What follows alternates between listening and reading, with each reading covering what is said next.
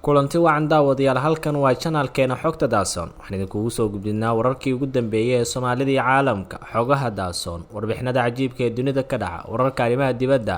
warbixintan waxaan idinkugu soo gudbin doonaa jasiiradda Tavalora dal ay ku nool yihiin 11 qof oo kaliya waa warbixin cajiib ah fadlan haddii aad inagu cusub tahay waxaan kaa codsanaynaa inaad ka mid noqoto daawadayaasha baggeena ku taxan halkan waxaan idinkugu soo gudbin doonaa waxyaabaha aad jeclaysataan ayna ku bilaabo waxaan halkan idinkugu soo gudbinayaa sheekada ku saabsan jasiiradda ugu yar dunida oo ay ku nool yihiin 11 qof oo kaliya jasiiradda Tavalora waxaa ka taliya boqor waxaana loo yaqaanaa boqortooyada Tavalora waxay masaafo ahaan ku fadhidaa 5 kiiloomitir iyo badkeeda oo 1 kiiloomitir ah waa jasiirad yar oo ku taal badda Mediterranean-ka u dhow gobolka Sardinia ee dalka Talyaaniga waa jasiirad soo jirtay tan iyo markii Talyaaniga aan loo aqoonsanin dal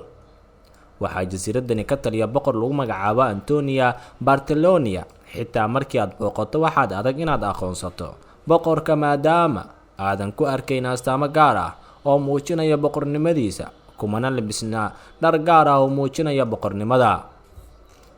jasiiradan waa mid cajiib ah boqorka Tavalora wuxuu sanadkani u dabaaldegayaa xuska 108 sano guurada ka soo wareegatay aasaaska jasiiradan dadka ku nool jasiiradda iyo boqorkaba waxay mas'uuliyad weyn iska saaraan xuska munaasabadda si loogu hadlo taariikhda jasiiradda iyo jiilashii soo maray sida laga soo xigtay boqor Antonio Bertoloni Sodogi Giuseppe Bertoloni wuxuu ka soo qaxay Talyaaniga sanadii 1807 kadib markii uu guursaday 2 gabdhood xilligaas waxaana uu xilligaas sheegtay Giuseppe Bertoloni inuu yahay boqorka jasiiradan xilligaas Talyaaniga looma aqoonsaneen dal waxaana ka mamnuuc ah in halkaas lagu guursado 2 gabdhood waxa uu soo cararay jasiiradan oo uu nolol cusub ka bilaabay xilligaas ayaan ahaa xilligii ugu horeeyay ee jasiiradani la asaaso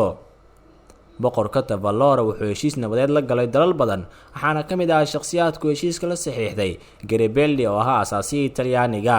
kadib wuxuu heshiis kale la saxiixday boqorkii gobolka Sardinia Victoria Emmanuel kaas oo ku saabsanaa xoojinta amniga sanadkaas oo xilligaas uu awood badan geliyay waxaad isweydiinaysaan sidee ay ku bilaabatay asaasidda jasiiradan iyo sidoo kale xilligaas oo ahayd xilliga ugu caqabada badan in dal kale ka goosto qarnigii 19aad ayaa waxaa dhulkan Tavalora ay noqotay mid ka mid ah meelihii dadka ay u soo carareen waxaana dadka soo cararay hogaaminayay Giuseppe Bertoloni xilligaas waxa uu heshiiskii uu la galay boqorkii Sardinia Charles Alberto ay keentay in cunaqabateynta laga qaado jasiiradan ugu dambeynna uu boqornimadeeda sheegto Giuseppe Bertoloni waxa uu geeriyooday 1840kii wiilashiisa kan ugu weyn King Paul ayaa noqday ku-xigeenkii ama markaas qofka la wareega boqortooyada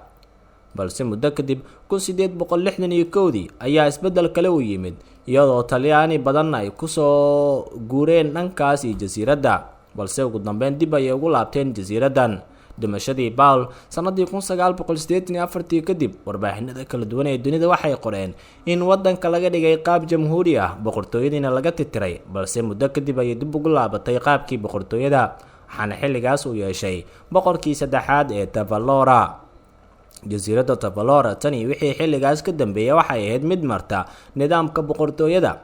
xilliganna boqorka ka taliya waxa uu sheegay in ay ahayd wax la yaabo markii ay jasiiradani sameynayeen waxaana uu ka sheekeeyay Sodogii waxyaabihii uu soo maray boqorka xilligan ka taliya waxa uu maqaayadi ku leeyahay jasiiradda oo ay ku nool yihiin 11 qof oo kaliya waxaa ku taal hal maqaayadaasna waxaa leh boqorka xilligan ka taliya jasiiradan oo dhacda xeeb aad ugu dhow kana jirta waqooyi bari Sardinia dalka Talyaaniga waxay u muuqataa meel kooban oo buuro ku hareeraysan yihiin iyadoo qaab dhismeedka afargeesoodka dekadda ay ku xirto dekadda kale ee Sebal arrimaha cajiibka ee halkani ku yaal waxaa lagu tilmaamaa mid ugu weyn inay tahay in boqorka aan laga garanayn dadka xaafadda taas ayaa ah mid loogu hadalhaynta badan yahay ciidamada NATO ayaa qayb kaga sugan jasiiradda maamulkii gaarka ah ee jasiiradda Tavalora ayaa soo afjarmay markii ciidamada gaashaanbuurta NATO ay saldhig ka samaysteen halkaas